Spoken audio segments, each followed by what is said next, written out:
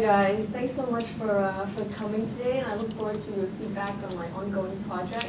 And thanks to Mike for recording this. Thanks for Mary and Mike. That's really Mike. All right, so today I want to talk to you guys about co-creation. So most of you know in this room, I'm speaking to a familiar audience, that co-creation, is about value co-creation. And management consultants have conceptualized it as a way to bring dialogue, transparency, and access together in order for consumers as well as corporations to create value together. Media scholar John Banks has talked specifically or emphasized the fact that this kind of co-creation should be non-trivial. So it should add some kind of non-trivial component to design development, to marketing, as well as to distribution. So that's my title for today, the contested loop of co-creation. And I want us to think about player communication, about player constitution, and about player control. And I also want us to think about loops. There's going to be several of these loops that we're going to go through today at the talk. So when you think about a loop, you sometimes think about a cycle. You think about a process, right, of some kind of movement. Occasionally, you may think about symmetry, right? Sometimes you might even think about resolution. And finally, you think about progress, right? And this is a very seductive kind of structure, and I want us to focus on this. This is something that I'm thinking through with this talk. All right, so the case study that I have in thinking about co-creation is EVE Online. And EVE Online is hard to pin down. It is a science fiction game, right? And it sees itself as amoral in a way. It doesn't think about policing players through norms. Instead, it does it through its mechanisms. So it's set in space, in a future time and space. A portal opens up, all these people go through it. And I want you to think about a kind of millennial anxiety. So something cyberpunk like Blade Runner, right, where corporations take over. EVE is kind of a world like that. And in this kind of space, right, it's a Wild West. Whatever you can get away with, is okay. Developers will not come down on you and police you in any way. If you scam, if you steal, if you murder, all of that is fine. It creates for more engaging sorts of gameplay, right? And this is an example of an exaggerated interface on EVE Online. It's no longer quite like this. It's been streamlined a little bit. And I bring this up. You can see it, a couple of different menus, a lot of information that the player uses. I bring this up not to sort of, mock EVE Online. A lot of players, as well as people who are not too familiar with the game, make fun of it as spreadsheets in space.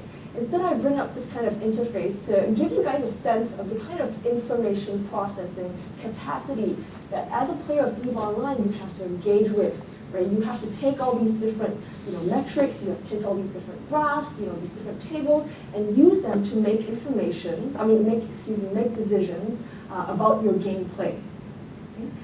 Okay, so here's another sense of what EVE Online is, right? There's no MMO that can be called simple. But EVE Online is particularly complex, right? Instead of a few types of play styles, what you get is a whole sort of, society of different kinds of jobs. So this is a kind of org chart of the kinds of careers that you can get into as an EVE Online player.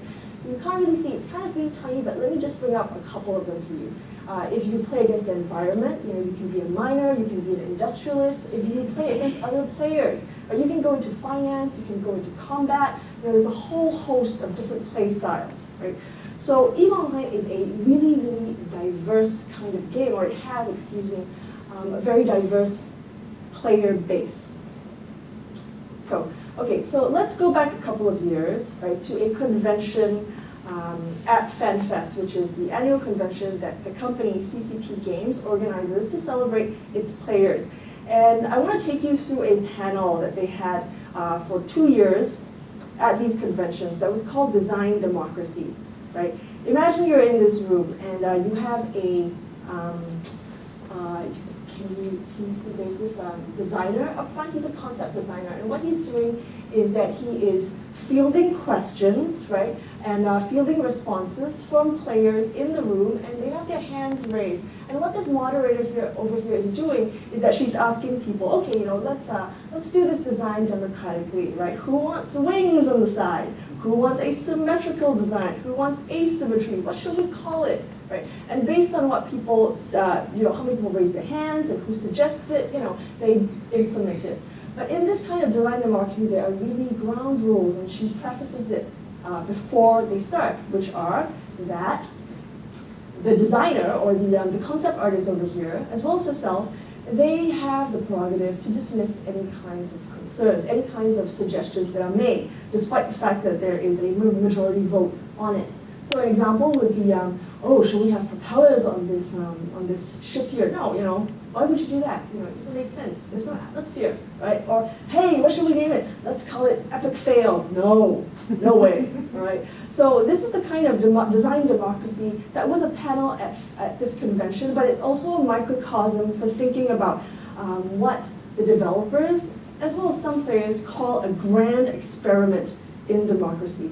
So during this panel, the moderator sort of laughed, ha ha ha, these are the ground rules. It's a benevolent dictatorship. And of course, the players also laughed, And this gives us a sense of how democracy is thought about, is conceptualized within not just this panel, but also in the co-creative process of EVE Online. So this is the Council of Stellar Management for 2014. Right? And it's there are 14 seats, and they are democratically elected by the player base using STV. And here you can see the kind of spread over the years of the voter turnout. Okay? And they have a kind of town hall meeting every year at the same convention that I was talking about, where players come up and do Q&A format with them, address them with certain concerns or certain congratulatory remarks that they have of their term in office. Okay?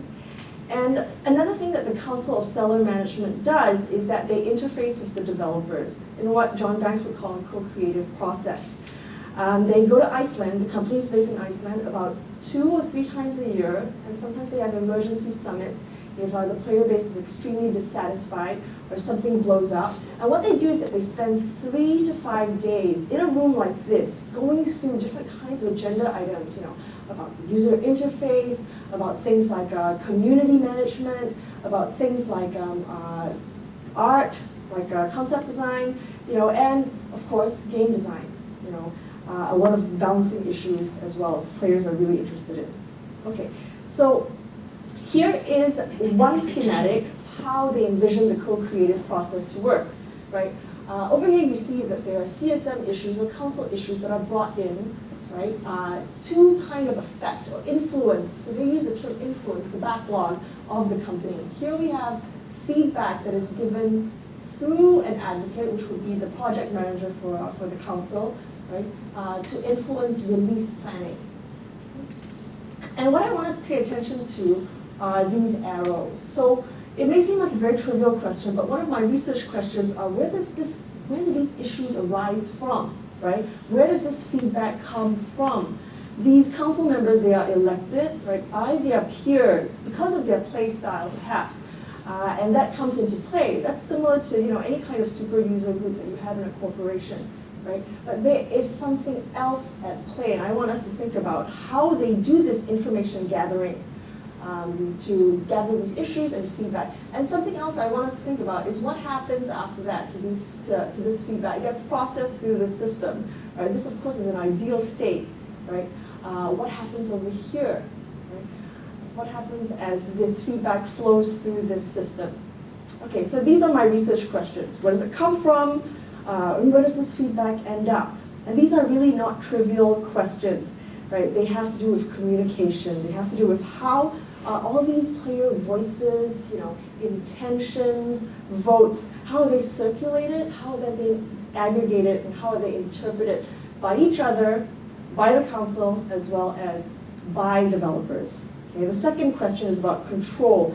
How do players understand or imagine what influence looks like in this kind of co-creative process? And finally, a question that's really, really interesting for me and that I want to spend more time talking about today is this question of constitution. right? Through this co-creative process and through these circulations of feedback in this kind of system, how do players then imagine themselves as some kind of collective, right? How do they imagine that they make decisions in this process? Okay, so a couple of conversations in the field that can help us think through these research questions. I've already mentioned John Banks. And something else that John Banks brings to the table is thinking about co-creation not as a frictionless process. Sometimes when we think of closing the feedback loop, we think about bringing minds together. Okay. However, he brings our attention to, through his ethnographic focus, about how these infrastructures of co-creation, they really take a lot of work. They take a lot of work on the part of professionals, right? They take a lot of work on the part of users. And these relationships between developers and players, these identities between professionals and amateur, they are really quite fraught and very complex. Okay. Another person that that is physically here today, hi TL, is about thinking about the co-creative process beyond management. So there's a long history, TL tells us, about participatory design, where not just developers, but also players themselves, as well as people in the industry, might wish to think about these players as more than just consumers. Think about them beyond the frame of consumption, right? And think about them not just as potential disruptors, or rational or selfish actors, or unskilled workers. And she's not advocating for a kind of design by committee, right? Instead, what she's saying is that perhaps we can seriously think about including these players